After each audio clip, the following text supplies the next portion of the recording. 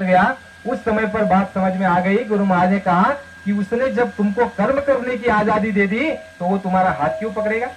तुम चोरी करो, पूजा करो, वहां धन चढ़ा दो, वो तुमको रोकने और टोकने वाला।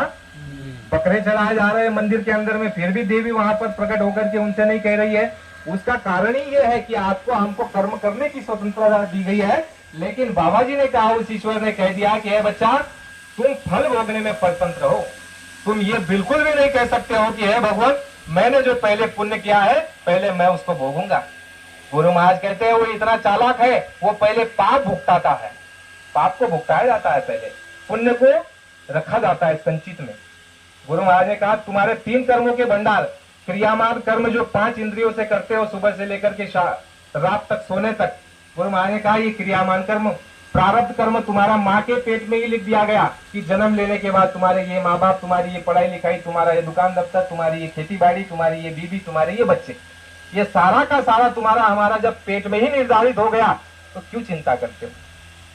गुरु महाराज ने हमको आपको ये विश्वास दिलाया कि बच्चा प्रारब्ध में तुम्हारा जो है जो लिख दिया गया उसको कोई मेट नहीं सकता।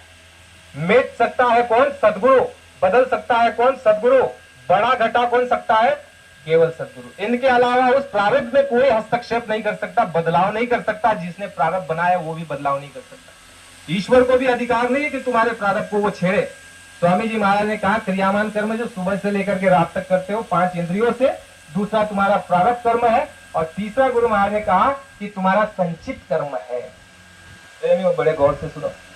स्वामी जी महाराज ने कहा संचित कर्म का मतलब यह होता है कि जैसे तुम बैंक में डिपॉजिट रखते हो, भाई 5,000, 10,000, लाख, 2 लाख तुमने डिपॉजिट रख दी।